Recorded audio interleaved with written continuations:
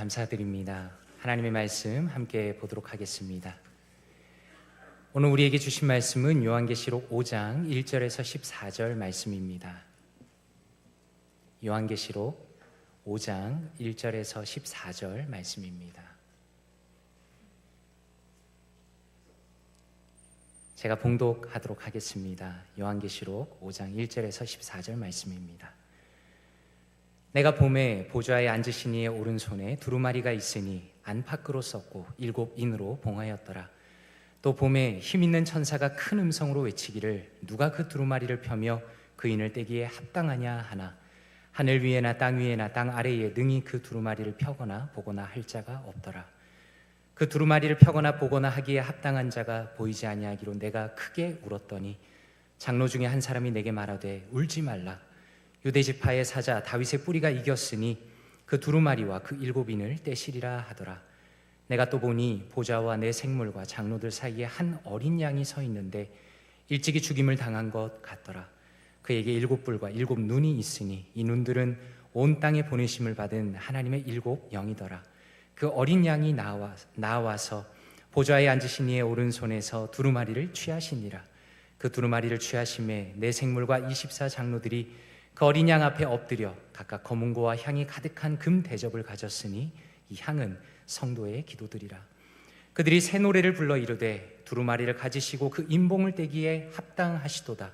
일찍이 죽임을 당하사 각 족속과 방언과 백성과 나라 가운데서 사람들을 피로 사서 하나님께 드리시고 그들로 우리 하나님 앞에서 나라와 제사장들을 삼으셨으니 그들이 땅에서 왕노릇 하리로다 하더라.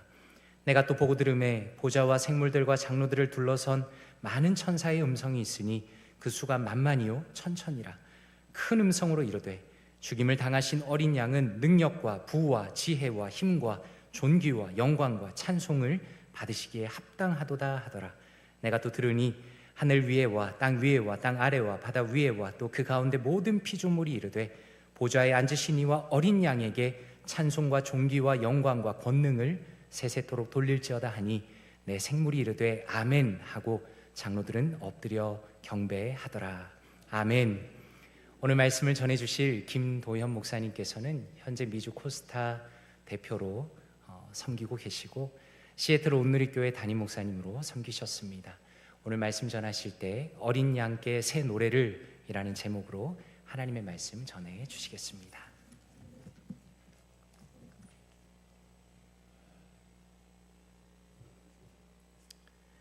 네, 감사합니다.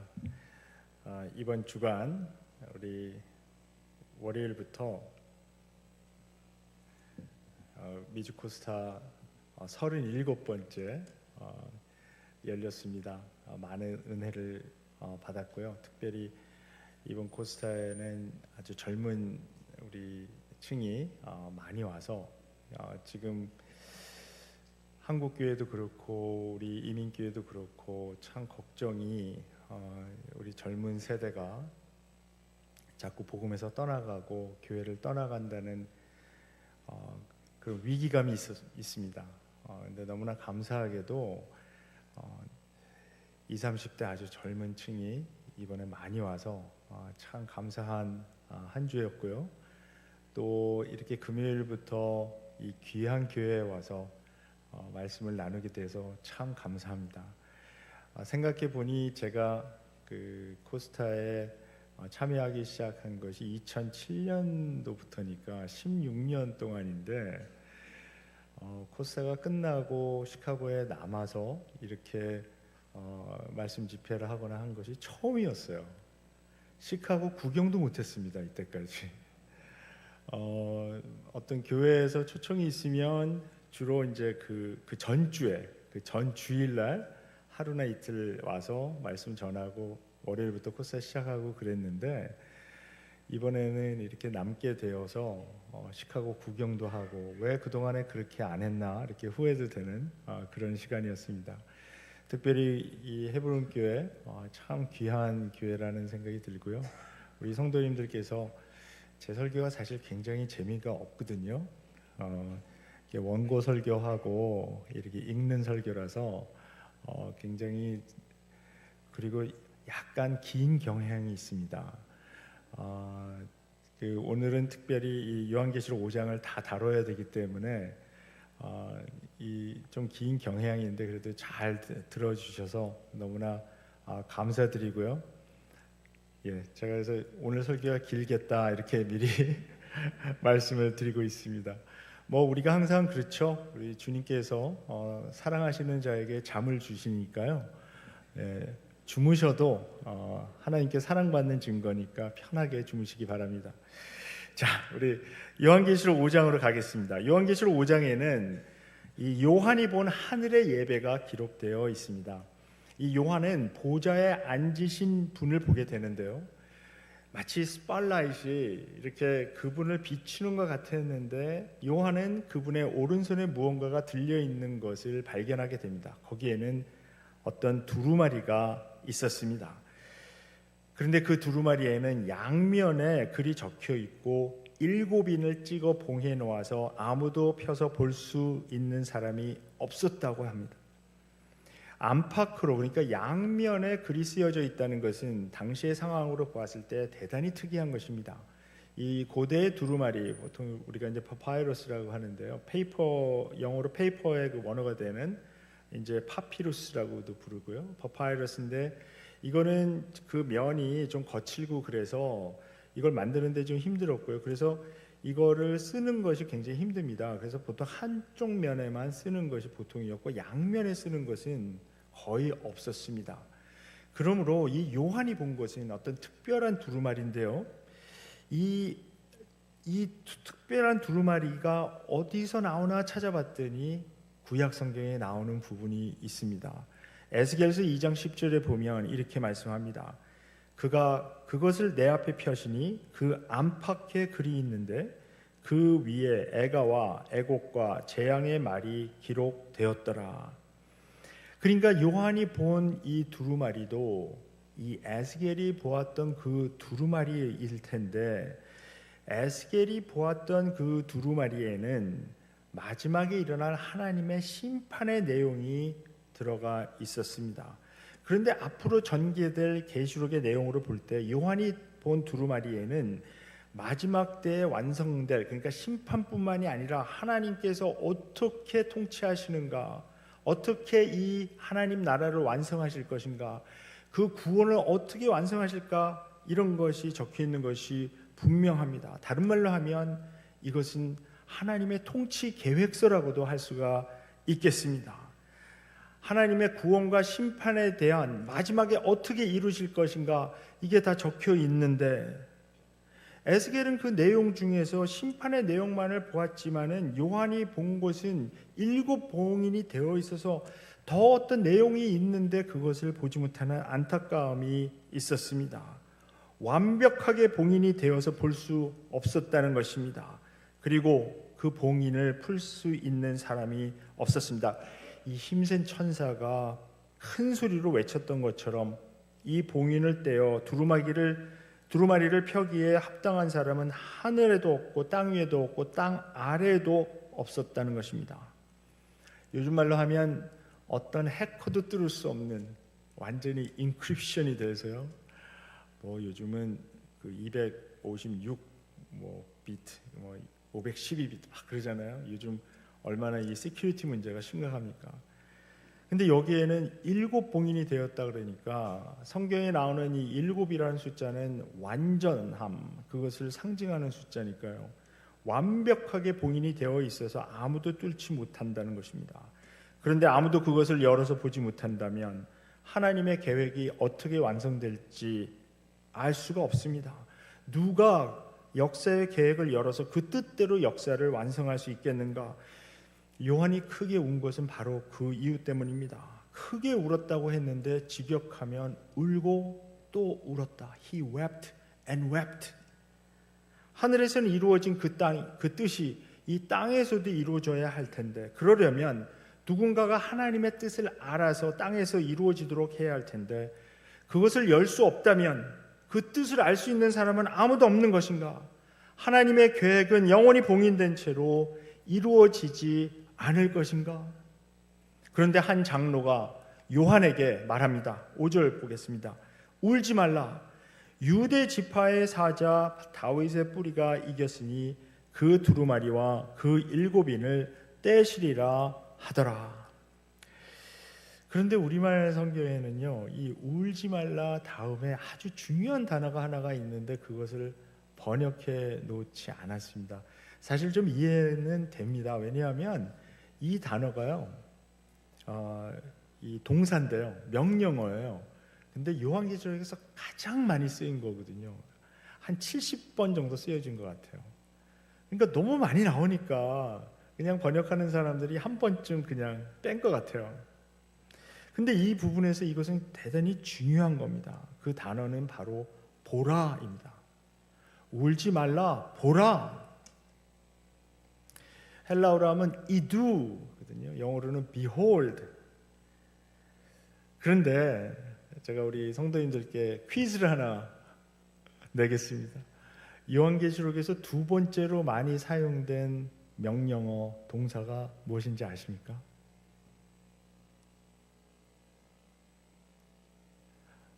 우리 빨간 셔츠, 우리 학생들은 다 갔구나. 예. 우리 아무래도 젊은 학생들은 좀 이렇게 설교할 때 인터랙션이 있는데 혹시 아시는 분 있어요? 네? 보라는 제일 많이 쓰여진 거고 보라 다음에 두 번째로 많이 쓰여진 동사. 와, 어떻게 하셨어요? 야, 정말 제가 이거 여러 번 물어봤는데 마치 뭐 처음인 것 같습니다. 예, 제가 상품을 좀 준비를 했어야 되는 건데 감사합니다. 맞습니다. 두려워 말랍니다. 보라, 두려워 말라. 어떻게 보면 요한계시록 전체의 내용을 요약한 거라고도 볼 수가 있습니다. 보라, 두려워 말라. 잘 보아야 두려워하지 않을 수 있습니다. 그런데 이 보라라고 하는 보다라는 동사가 참 흥미로운 동사입니다. 왜냐하면 이게 헬라어로 이데인이거든요. 여기서 이제 이데아, 이게 동사형이고 명사형이 이데아인데요. 이게 여기서 이제 영어 단어 아이디어가 나온 겁니다. 생각이 나온 겁니다. 그러니까 고대 이 히랍인들은 보는 것과 생각하는 것이 어떤 연결점이 있다는 것을 생각했던 것 같아요. 그러므로 무엇을 또 누구를 보는 것이 중요합니다. 자꾸 잘못된 것만 보면 잘못된 생각이 생깁니다. 우리는 지금 정보의 홍수 속에 살고 있습니다. 온갖 정보가 우리 손가락 하나 움직임으로 접근할 수 있도록 널려 있습니다. 여기에 우리의 영성을 지키는 중요한 포인트가 하나 있습니다. 하루 종일 세상이 보여주는 이미지만 보면 하나님 보이지 않습니다. 세상 이미지만 자꾸 보면서 하나님 보이지 않는다고 불평합니다. 또한 이 세상에서 돌아가는 일은 우리의 그냥 맨눈, 우리 육신적인 눈으로 보면 그 의미를 알 수가 없습니다. 이해가 되지가 않습니다.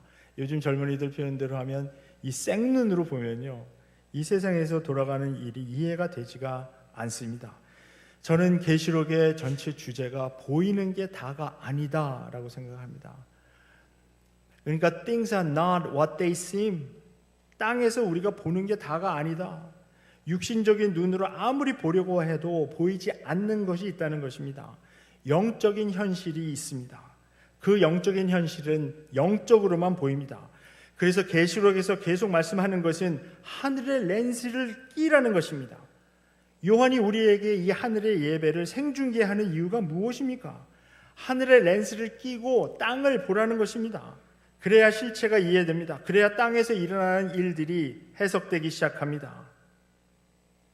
그래서 우리가 아침에 눈 뜨자마자 전화기 들여다보는 게 아니고요, 아침에 눈 뜨자마자 무슨 이메일 왔나 그거 체크하는 게 아니고 카톡 메시지 뭐 왔나 이거 하기 전에 하나님 말씀부터 먼저 보아야 합니다.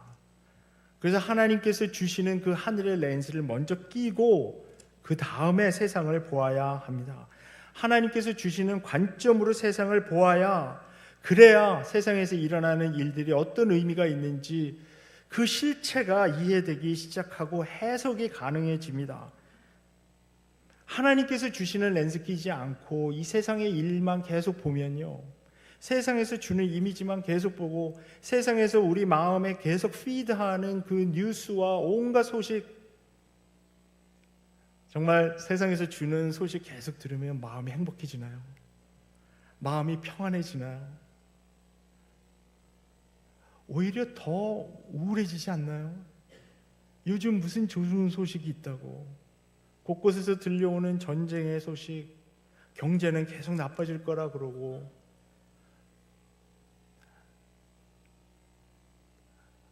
더구나 우리 굉장히 위험한 곳에 살고 있잖아요.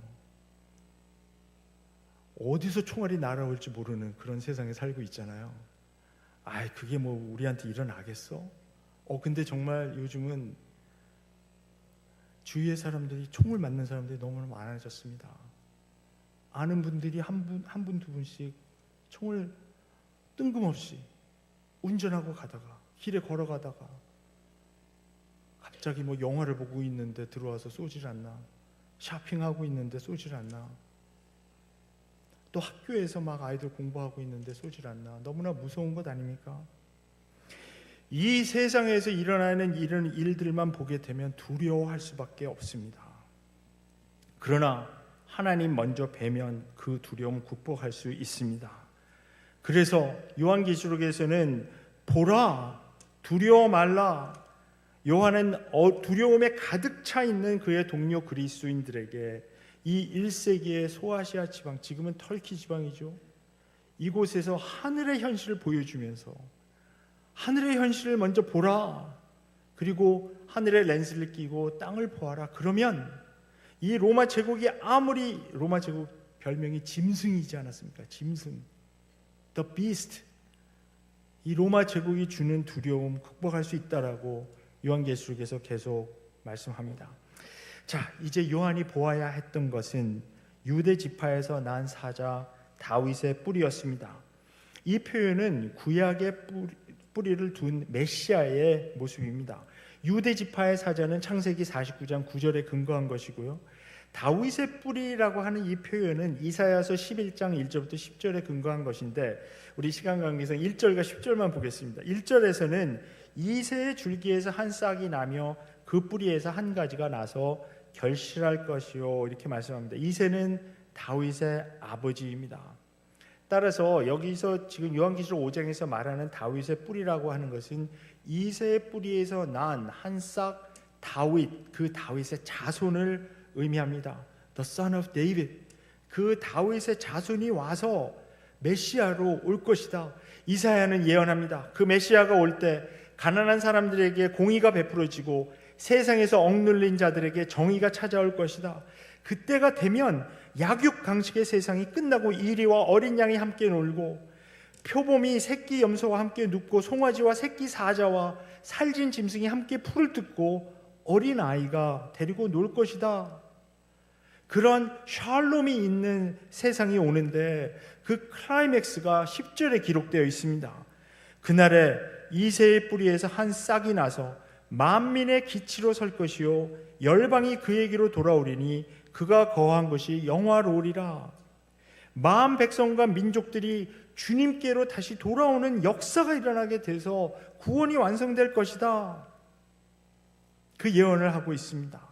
따라서 요한에게 보라고 한 그 분은 분명히 메시아입니다. 유다의 사자, 다윗의 뿌리, 그분이 오실 때에만 소망이 있습니다. 오직 그분만이 7 봉인을 떼고 두루마리를 펼 수 있어서 하나님의 종말론적인 계획이 완성될 것입니다. 여기까지는 상상이 가능한 일입니다. 힘센 천사가 포효했던 것처럼 누가 이 두루마리를 받아 펼칠 수 있을 것인가? 당연히 가장 강한 사자겠지요. 당연히 골리앗을 물리친 다윗 같은 왕이겠지요. 그러나 6절부터 반전이 시작됩니다. 한 학자는 이 부분을 가르쳐 The most mind-wrenching rebirth of images in literature 이렇게 표현했어요. 뭐냐면 문학사에서 가장 심하게 마음을 뒤트는 이미지의 재탄생이라는 것입니다. 왜냐하면 장로가 보라고 한 것은 분명히 사자였는데 요한이 눈을 들어 보니까 거기에는 사자가 없고 어린 양이 있었기 때문입니다. 더구나 이 어린 양은 죽임을 당한 것 같이 보였습니다. 이분이 누구입니까? 십자가에서 죽임을 당하신 나사렛 예수. 세례 요한도 선포하지 않았습니까? 예수님 보고 세상 죄를 지고 가는 어린 양이로다, 보라, 그렇게 말하지 않았습니까? 그분이 바로 유다 지파에서 온 사자 다윗의 뿌리 메시아입니다. 그런데 이 구절에서 보여주는 것은 이 메시아가 승리한 것인데요, 그 메시아가 승리하는 방법이 밝혀진 것입니다. 그것은 사자의 방법이 아닌 어린 양의 죽임을 당함으로 승리한 것입니다. 그 어린 양이 바로 우리를 사랑하셔서 자기의 피로 우리의 죄에서 우리를 해방시켜 주신 분입니다. 예수는 자기 희생을 통해 승리를 거두신 분입니다. 그가 악을 이기고 승리하는 방법은 죽임을 당한 어린 양의 방법입니다. 이 어린 양의 그림을 통해서 요한은 오직 한 가지 방법만이 하나님께서 인정하는 승리의 방법이라는 것을 보여줍니다. 그 방법은 자기 희생과 사랑이지 폭력과 억누름이 아닙니다. 군림하는 것도 될 수 없습니다. 자기 자신을 높이는 것도 될 수 없습니다. 오직 낮아짐과 사랑과 희생입니다. 그것이 하나님의 지혜요 파워입니다. 그래서 바울은 고린도전서 1장에서 십자가에 달리신 그리스도만이 하나님의 능력이요 지혜라고 선언합니다. 오직 죽임을 당한 어린 양의 방법으로만 하나님의 통치가 이 땅에 옵니다. 7절에 드디어 그 어린 양이 두루마리를 받아들었습니다. 어린 양은 이제 하나님으로부터 권위와 주권을 받고요, 그 두루마리를 펴서 하나님의 뜻을 땅에서도 이룩할 것입니다. 오직 예수만이 하나님의 계획과 온 우주의 목적을 완성시킬 수 있는 분입니다. 오직 그분만이, 그리고 그분의 자기 희생과 사랑의 방법만이 하나님이 그 두루마리에 적어 놓으신 그 계획과 목적을 달성한 것입니다. 이 하늘의 예배에 참여하면서 우리가 깨닫는 것은 오직 어린 양의 방법만이 우리의 삶을 하나님의 뜻대로 살 수 있는 방법이라는 것입니다. 유대 지파의 사자가 분명히 승리합니다. 그러나 그 사자로서, 밀림의 왕자로서 다른 짐승들을 다 잡아먹으면서 승리하는 것이 아니었습니다. 오직 어린 양으로 이깁니다. 기억해야 합니다. 이 어린 양은 절대 어리석지 않습니다. 가장 지혜롭습니다. 왜 그렇습니까? 7 눈이 있다고 했는데 여기 완전성을 상징하는 7과 지혜를 상징하는 눈이 7개가 있습니다. 그리고 그 7 눈은 하나님께서 세상에 보내신 하나님의 7 영이라고 했습니다. 이 7 영은 사실 우리 이사야서 6장에 이제 예언이 되어 있는데요. 근데 거기는 우리가 갈 수가 없고요. 아무튼 그 완벽한 지혜가 여기 있고요. 그리고 이 예수는 절대로 약한 분이라서 그렇게 죽임을 당한 것이 아닙니다. 예수 그리스도는 절대로 겁쟁이가 아니었습니다. 이 어린 양에는 7뿔이 있다고 했습니다. 다시 한번 완전한 7뿔은 파워를 상징하는 것입니다. 능력을 상징하는 것입니다. 그 파워를 상징하는 뿔이 7개가 있었다고 하니까 가장 완전한 파워가 있었다는 것이죠. 그런데 어린 양으로서 죽임을 당하신 예수 그리스도를 통해서 밝혀진 비밀이 있습니다. 온 우주에서 가장 강력한 파워는 그의 희생적인 사랑에서 드러난 그의 약함이었습니다. weakness였습니다. 그래서 사도 바울은 고린도전서 1장에서 다시 한번 이렇게 고백합니다. 하나님의 약함이 사람의 강함보다 더 강합니다. 그 약함으로 예수님은 세상을 이기셨습니다. 예수님의 이 방법은 다른 사람들을 다 물리치고 제압시켜버리는 사자의 방법이 아닌 어린 양의 방법이고, 그것은 세상이 가르쳐주는 힘의 방법이 아니었습니다. 십자가의 약함의 방법이라는 것이 드러나게 되었습니다. 하나님의 약함은 세상의 강함을 부끄럽게 했습니다. 하나님의 약함은 세상의 강함을 이깁니다. 남을 정복하고 상처를 입히는 사자의 방법 대신 예수님은 사람들의 상처를 자기가 끌어안고 희생당한 어린 양의 방법을 택했습니다. 이것이 그 두루마리에 적혀 있는 역사의 비밀입니다. 전지전능하신 하나님이 하늘의 왕국을 땅에 실현하는 방법은 희생적인 사랑뿐이었습니다. 무자비하게 적을 무너뜨리고 짓밟는 사자 대신 어린 양 예수 그리스도는 사람들의 상처를 자기에게로 돌리고 희생당함으로 그들을 치유하고 구원했습니다. 어린 양은 분명히 구원할 수 있는 그 파워가 있지만 그 파워는 자기 희생의 약함을 통해 사용됩니다.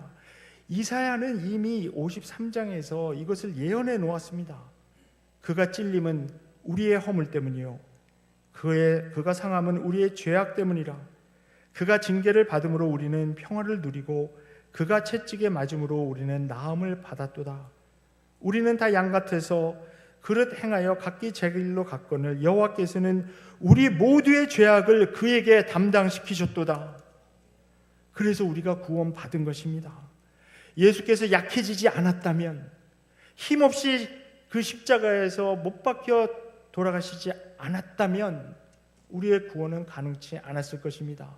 오히려 세상에서 보여주는 것처럼 하나님의 아들, 우주에서 가장 강력한 분이 그냥 그 십자가에 못 박혀 힘없이 못 박혀 있는 대신 거기서 떨쳐 나와서 거기서 자기를 죽이려고 하는 사람들을 다 제압시켜 버리고 다 물리쳐 버렸다면 우리의 구원은 이루어지지 않았을 것입니다.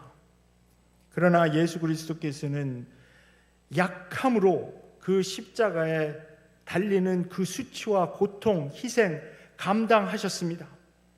그래서 우리를 구원하셨습니다. 이제 8절을 봅니다. 그 두루마리를 받아들였을 때 예배가 계속됩니다. 기도와 찬양이 드려지고요. 예배가 계속되는데 첫째는 기도입니다. 하나님의 창조를 대표하는 네 생물과 24장로는 향이 가득 담긴 금대접을 가지고 나와서 어린 양 앞에 엎드렸습니다. 그 금대접에는 성도들의 기도가 가득 담겨 있었습니다. 우리들이 그리스도의 이름으로 이 땅에서 드리는 기도가 그 금대접에 담겨 하나님의 보좌 앞으로 계속 드려지는 것입니다. 그래서 우리가 이 예배 가운데 올려드리는 그 기도, 우리가 개인으로 하는 그 기도, 우리가 순에서 드리는 모든 그런 기도들이 정말 하나도 땅에 떨어지지 않고 그리스도의 이름으로 드릴 때 이 금대접에 담겨져 보좌에 앉으신 분과 그 어린 양 앞에 드려지게 됩니다. 둘째는 찬양입니다. 그들은 악기를 켜며 새 노래를 불렀습니다. 구약 시편에서부터 계속 새 노래로 찬양하라 한 그 예언이, 그 권위가, 그 권면이 이제 이루어지는 모습을 여기서 보여줍니다. 그런데 9절에 새 노래의 내용이 적혀 있는데요, 이것이 놀라운 것입니다. 이 네 생물과 24장로는 어린 양을 먼저 주님 큐리오스라고 부르며 그에게 경배를 올려드립니다. 그리고 그가 그 두루마리를 뗄 자격이 있다, 즉 임봉을 떼시기에 합당하도다, 이렇게 찬양을 올려드립니다. 그런데 이 합당하도다라고 하는 이 표현은 악시오스라고 하는데요, 헬라어로는 이 악시오스라는 말은 이 로마 제국에서 주로 황제에게 사용되었던 그 용어입니다. 그러니까 imperial word죠, 제국의 언어인데요. 그러니까 어떤 그 황제가 그 로마의 그 어떤 상원, 세넷 거기를 이제 입장을 하게 되잖아요. 그러면은 그 상원 의원들이 양 곁에 이렇게 쭉 도열해 있다가 막 소리를 지르고, 뭐 어떤 때는 뭐 이제 꽃 같은 것도 던지고, 뭐 올리브 나무도 던지고, 잎도 던지고, 그러면서 뭐라 그러냐면 악시오스, 악시오스, 당신이 황제가 되기에 합당하다, 당신이 이런 모든 영광을 받기에 합당하다. 그래서 악시오스라는 말은 그렇게 함부로 사용하지 않았습니다. 근데 계시록에 보면 이 합당하도다, 이 악시오스라는 표현이 계속 나옵니다. 자, 주님은 이렇게 임봉을 떼기에 합당하시도다, 악시오스하다, 왜냐하면 하고 그 단어가 지금 번역이 되어 있지 않은데요, 이 왜냐하면 하면서 세 가지 이유를 9절부터 10절에 댑니다. 자, 첫째는 그가 모든 민족 가운데서 사람들을 사서 하나님께 드렸기 때문에 합당하시도다, 이렇게 찬양하는 것입니다. 여기에서 샀다라고 하는 표현은 노예 제도에서 값을 치르고 노예를 사는 것입니다. 이 새 주인에게 속하게 된 것을 묘사하는 동사입니다. 그런데 이 어린 양은 모든 족속과 방언과 백성과 나라 가운데에서 사람들을 사셨다고 지금 노래하고 있는데요. 이것은 먼저는 차별 없는 이 어린 양의 사랑의 원칙, 아무도 구분하지 않고 인종, 족속, 백성 이런 거 없이 정말 모든 나라와 백성과 방언과 족속 가운데서 사서 노예 해방을 시켜주신 것입니다. 그 원칙을 보여주는 것이기도 한데요. 근데 또 학자들은 이 단어들을 이렇게 연구를 하다가 사실 이 표현이 요한계시록에서만 이 세트가 이 네 개를 표현하는 세트가 이제 3번이 반복돼서 나오거든요. 그래서 이게 어떤 그 용도에서 사용되었는가를 당시에 이 그레코 로만 그 문학에서 찾아보니까 이 표현은 로마 제국에서 자기들이 어떤 나라를 정복했는지 이것을 자랑할 때 쓰여졌던 표현인 것을 알게 되었습니다. 그러니까 이 로마 제국이 당시에 그 최강국 슈퍼 파워를 이루면서 우리는 세계 방방곡곡에 돌아다니면서 이 민족들을 물리치고 그들을 우리가 노예로 잡아왔다는 겁니다. 그리고 그 전쟁포로를 잡아와서 노예로 잡아오면은 로마에서 이 사람들을 행진을 시킵니다. 그러면서 막 자랑하는 거거든요. 근데 그 앞에 서서 나아가는 그 로마 장수가, 그러니까 뭐 어떤 때는 황제가 직접 나가서 이제 전쟁에서 이기기도 하는데, 만약에 그 장수가 이기게 되면 이 장수가 맨 처음에 그 행진이 시작되기 전에 발표하는 거죠. 우리가 모든 족속과 방언과 민족과 나라에서 이 사람들 잡아왔다. 노예로 삼았다. 그런데 요한은 바로 그 언어를 사용해서 예수께서 노예로 잡아온 것이 아니라 노예를 풀어줬다. 그것도 자기의 피로 값을 치르면서 그렇게 선포하는 것입니다. 예수께서는 그들을 노예 상태에서 사시기 위해서, 우리 마가복음 10장 45절에 보면 그 인자가 온 것은 섬김을 받으려 하는 것이 아니라 섬기려 하고 자기 목숨을 그 모든 사람들의 대속물로 주기 위함이다. 그 말씀 있잖아요. 그 대속물이라는 단어도 사실 여기에 나오는 이 산다는 이 동사하고 관련이 있는 그 노예 제도에서 쓰이는 말입니다. 그러니까 이 노예 제도에서 노예 상태에 있는 사람들을 풀어주기 위해서는 값을 치러야 했는데, 어린 양 예수께서는 자기 피로 그 값을 치렀다는 것입니다. 우리는 하나님의 아들 예수 그리스도의 피를 지불해야 할 만큼 큰 죄에 빠져 있던 사람들입니다. 또한 그 값을 치르고라도 구원할 만한 가치가 있는 사람이라고 여기서 선포하는 것입니다. 자, 두 번째는 그가 우리를 사서 하나님께 드리며 우리를 하나님 앞에서 나라와 제사장이 되게 하셨기 때문에 합당하도다, 이렇게 말하는 것이죠. 여기 나라라고 번역된 단어 이 바실레이아는 하나님 나라 할 때 그 나라가 맞습니다. 그런데 이 하나님 나라 했을 때요, 이것은 장소를 의미하는 것이 아니라 이 바실레이아라고 하는 그 의미는 다스림, 통치를 의미하는 단어입니다. 즉 우리를 하나님의 다스림과 제사장으로 회복시키셔서 우리로 하여금 원래 하나님께서 창세기 1장에서 창조하시면서 주신 그 명령이 1장 28절에 이렇게 나와 있는데요, 그것을 회복시키는 것입니다. 그래서 만물을 다스려라 그렇게 명령하신 그 역할, 창세기 3장에서 나오는 그 죄 문제 때문에 이것을 제대로 하지 못했는데, 이제 예수께서 우리를 피로 사셔서 다스림과 제사장으로 회복시키셔서 이것을 이루게 하시려는 것입니다. 제사장은 누구입니까? 제사장은 하나님과 피조물 사이에서 중재하는 역할을 하는 사람입니다. 그래서 이 다스림과 제사장으로서 그 하는 역할이 뭐냐면 하나님의 복이, 아브라함에게 약속하신 그 복이 있죠. 너로 인해서 세상의 모든 민족이 복을 받으리라 하신 그 말씀, 그 약속이 이제 이루어지게 하는 것입니다. 이 제사장을 의미하는 라틴어가 펀티펙스인데요. 우리 교황도 그렇게 이제 펀티프라고 많이 부르는데, 이 펀티펙스는 원래 그 다리를 만드는 엔지니어를 의미했다 그래요. 그래서 브리지 빌더라고 보통 얘기를 하죠. 그래서 제사장은 하나님과 피조물 사이에 다리가 되어서, 다리를 만들어서 중재시키는 그런 역할을 하는 것입니다. 그런 방식으로 하나님의 이 복이 땅 끝까지 흘러나가게 하는 그런 역할을 하게 됩니다. 자, 이제 세 번째는, 그래서 우리는 땅에서 왕노릇하게 될 것이다. 다른 말로 하면 다스리게 될 것이라고 말씀합니다. 땅에서 다스리는데요, 그냥 하늘로 날아가 버리는 것이, 그냥 우리가 죽은 다음에 그냥 좋은 그 소위 천국이라고 얘기하는 그 좋은 곳으로 가는, 그게 우리 구원의 마지막 목적이 아니고요.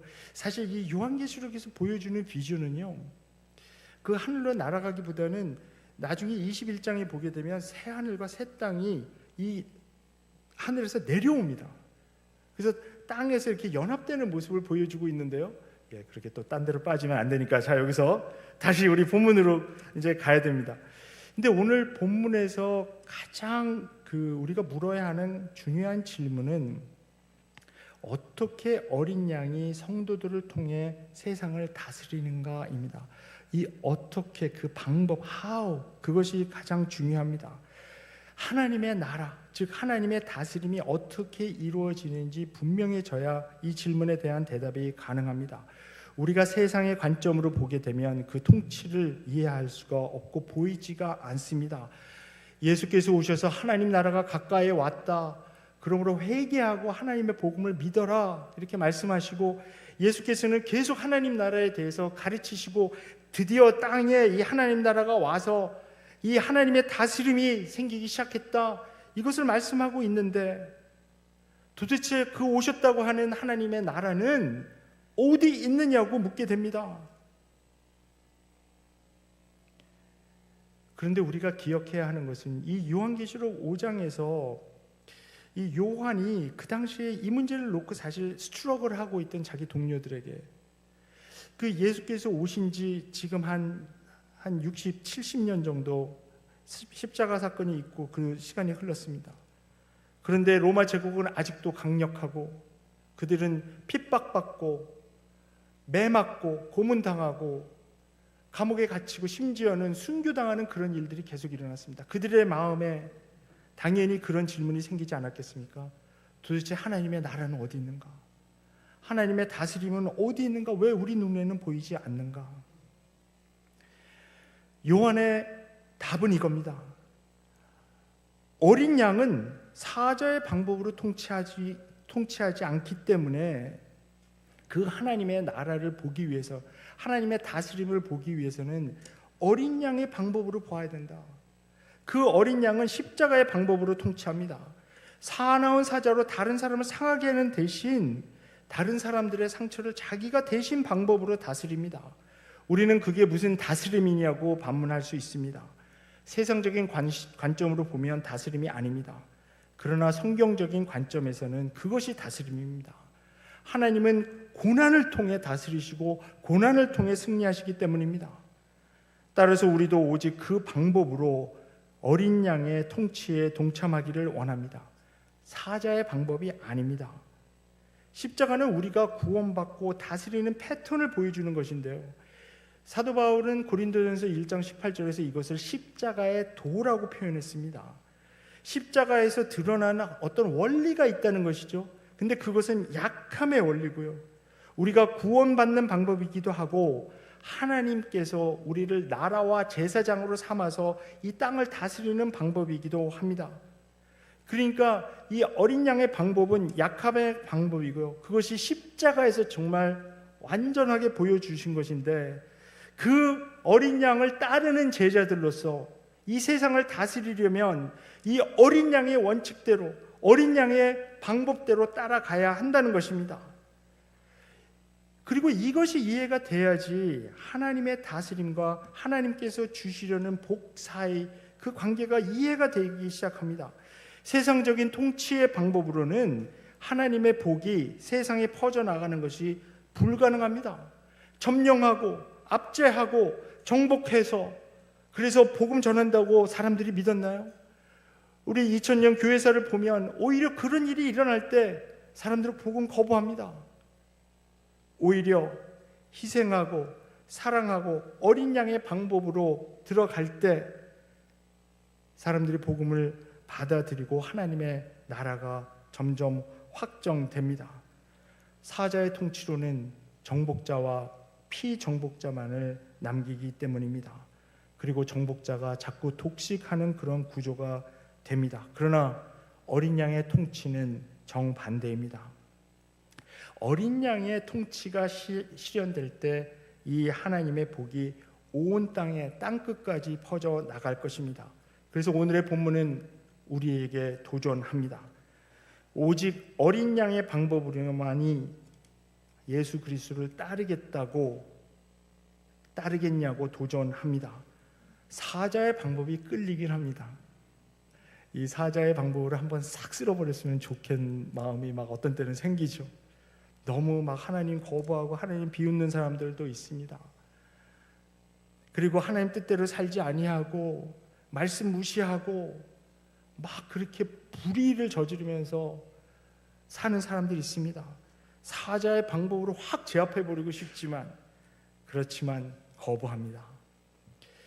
2차 세계대전 때 히틀러가 독일을 장악하고 가장 먼저 한 일은 그 교회 지도자들을 이렇게 모아놓고요 협박하면서 자기의 하수인으로 만들려고 했습니다. 그래서 사실 그 당시에 대부분의 지도자들은 그 앞에 무릎을 꿇었지만 소수의 목회자와 신학자들은 무릎 꿇기를 거부했습니다. 칼 바르트나 보아네퍼 같은 분들은 항거했습니다. 그들이 비밀리에 모여 작성한 바멘 선언은 오직 예수 그리스도만이 우리의 주님이시며 그의 십자가만이 우리의 구원의 근원이 된다고 고백합니다. 그리고 이렇게 선언합니다. 제가 번역해 보았습니다. 성경이 우리에게 증언하고 있듯이 예수 그리스도는 하나님의 유일한 말씀입니다. 우리는 하나님의 말씀을 살든지 죽든지 믿고 순종해야 합니다. 우리는 거짓 교리를 거부합니다. 거짓 교리는 우리 삶의 일부만 예수 그리스도에게 속해 있고 다른 부분들은 다른 주권들에 속해 있는 것처럼 주장합니다. 예수를 통하지 않고 의롭게 될 수 있고 거룩하게 될 수 있는 부분들이 우리 삶에 있는 것처럼 주장합니다. 우리는 그 교리를 거부합니다. 그들이 거부한 이 거짓 교리, false doctrine은 마치 우리 영혼은 십자가를 통해서 구원받지만 정치적이고 사회적이고 경제적인 삶은 마치 다른 주인이 또 존재하는 것처럼 주장하는 것입니다. 그래서 독일 국민들에게 종교적인 영역에서, 그러니까 소위 말하는 영적인 영역에서는 너희들 마음대로 다 믿어라, 신앙생활 해라, 교회에 충성하고 예수님 믿어라. 그러나 정치적이고 경제적인 생활은 히틀러에게 충성하라고 강요하는 시도를 했던 것입니다. 그것을 이 소수의 목회자들과 신학자들은 거부했습니다. 우리도 거부합니다. 십자가는 우리 영혼 구원의 방편뿐만이 아니라 우리가 어떻게 살아가야 할지 그 패러다임을 보여주는 것이기 때문입니다. 또한 오늘 본문은 어린 양의 방법으로 왕노릇하기 위해 그의 고난에 동참할 것을 도전합니다. 우리가 그 도전을 받아들인다면 우리는 그리스도를 따라 약자의 편에 서게 되며 세상에서 주는 명예와 힘과 부를 위해 사는 삶을 거부합니다. 세상에서 위로만 가라고 가르칠 때 우리는 그리스도를 따라 아래로만 가는 삶을 선택합니다. 예수의 삶을 통해 우리 이미 배웠습니다. 우리를 미워하고 저주하는 이들을 오히려 축복합니다. 우리를 적대시하는 이들을 위해 기도합니다. 우리가 원수된 이들을 사랑하고 그들에게 유익을 끼치려고 방법을 찾습니다. 예수께서 그렇게 하는 것이 하나님 나라가 오게 하는 방법이라고 가르치시고 십자가에서 몸소 그게 어떻게 가능한지 보여주셨습니다. 그 방법을 통해 온 민족이 복을 받으리라는 하나님의 약속이 실현됩니다. 예수를 따르는 사람들은 새로운 공동체를 형성해서 증언과 봉사와 치유와 소망을 통해 약자들을 섬기는 사람들입니다. 그렇게 이 땅에서 다스립니다. 세상의 세력은 예수를 죽여서 승리한 것처럼 보였지만 하나님은 그 예수를 다시 살리셔서 예수의 방법이 옳은 것을 확인해 주셨습니다. 예수께 속한 성도들은 그래서 죽음의 세력에 두려워하지 않고 맞설 수 있습니다.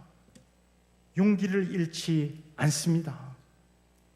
11절부터 클라이맥스입니다. 요한은 보좌와 생물들과 장로들을 둘러싼 많은 천사들이 부르는 노래를 들었습니다. 그들이 큰 소리로 찬양합니다. 죽임을 당하신 어린 양은 능력과 부와 지혜와 힘과 존귀와 영광과 찬송을 받으시기에 합당하도다. 다시 악시오스, 합당하도다. 이 말로 찬양을 올려드립니다. 능력과 부와 지혜와 힘과 존귀와 영광과 찬송 7개입니다. 완전한 찬양입니다. 요한계시록은 사실 저항 문학입니다. 너무나 안타깝게도 요한계시록이 오해가 되면서 이런 면들이 많이 부각되지 않는데요. 이 요한계시록에 있는 이 언어들은 이 당시 로마 황제에게 올려진 말들만 골라서 아까도 잠깐 언급했지만 오직 그 말들이 이 천지를 지으신 하나님께만 합당한 언어들이라고 프로테스트하고 항거하는 것입니다. 능력과 부와 지혜와 힘과 존귀와 영광과 찬송, 이 단어들은 로마 제국의 백성들이 황제를 찬양할 때, 황제에게 찬송을 드릴 때 썼던 그런 단어들입니다. 그러나 하나님의 백성들은 바로 그 단어를 사용해 하나님을 찬양합니다. 인간 황제에게 합당한 언어가 아니라는 것입니다. 오직 하나님께만 들을 수 있는 그 찬양, 그 단어라는 것입니다. 우리가 예배할 때 하나님께만 찬양 드리는 것이 아닙니다. 무슨 얘기냐 하면 우리가 교회에서 찬양을 부를 때 하나님께만 찬양을 부르는 것이 아니라 찬양을 부르면서 또한 세상의 신들에게 항거하는 것입니다. 너희는 나의 신이 아니야. 선포하는 것입니다. 우리는 절대 너희들 따라가지 않을 거야. 절대로 그렇게 항거하며 찬양 부르는 것입니다. 그 찬양에 하나님의 피조물 모두가 조인합니다. 찬송과 존귀와 영광과 권능 7개의 완전 찬양을 요약한 것입니다. 오직 하나님께만 드릴 수 있는 말들입니다. 아멘과 경배가 이어집니다. 우리도 어린 양과 보좌에 앉으신 분을 찬양합니다. 우리의 찬양과 예배는 우리가 어린 양의 방법대로 살아가겠다는 다짐입니다. 올바른 예배가 드려질 때 우리가 세상에 대해 가질 수 있는 두려움과 욕망을 다 버리고 오직 하나님 나라에 대한 소망을 확인하고 다짐하게 됩니다. 우리가 예배하며 보좌에 앉으신 분과 어린 양에게 우리의 초점을 맞춥니다. 세상이 우리를 위협하며 걱정과 염려로 우리의 마음과 생각을 사로잡으려 할 때 우리는 오히려 보좌에 앉으신 분과 어린 양께 집중합니다. 그때 모든 헤아림을 뛰어넘는 하나님의 평강이 우리의 마음과 생각을 채웁니다. 세상이 우리의 욕망을 자극하여 탐욕스럽게 만들려고 하고 자꾸 인색해지려고 만들려고 할 때, 그래서 우리를 정말 망가뜨릴 때, 돈의 노예가 되게 만들려고 할 때 우리는 오히려 보좌에 앉으신 분과 어린 양께 집중합니다. 조건 없이 주는 희생적인 사랑으로 우리를 구원했던 것을 기억하고 내가 이제부터 더 베풀이라 결단합니다. 우리가 아직 죄인 되었을 때 십자가에서 자기 몸을 들이시고 죽으신 그 어린 양의 사랑과 은혜를 기억합니다. 세상이 우리를 원수 취급해도 사랑으로 품으며 나아갑니다.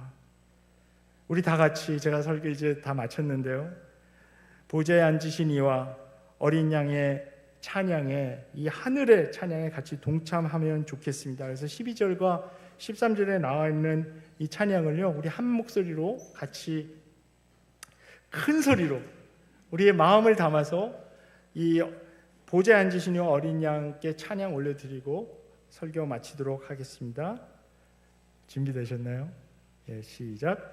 죽임을 당하신 어린 양은 능력과 부와 지혜와 힘과 존귀와 영광과 찬송을 받으시기에 합당하도다. 보좌에 앉으신 이와 어린 양에게 찬송과 존귀와 영광과 권능을 세세토록 돌릴지어다. 아멘. 같이 기도하겠습니다. 우리 잠시 시간이 많이 갔지만 묵상하며 기도하겠습니다. 혹시 내 삶이 사자의 방법으로 산 것은 아닌가? 어린 양의 방법으로 살아야겠구나. 하나님, 어린 양의 방법으로 세상에 나가 세상을 다스리는 사람이 되게 해주세요. 같이 기도하면 좋겠습니다. 죽임을 당하신 어린 양 때문에 우리가 구원 받았습니다. 그 어린 양의 약함 때문에 구원 받았습니다. 그 어린 양의 약함으로 세상을 이기는 저희가 되게 해주세요. 같이 기도하겠습니다.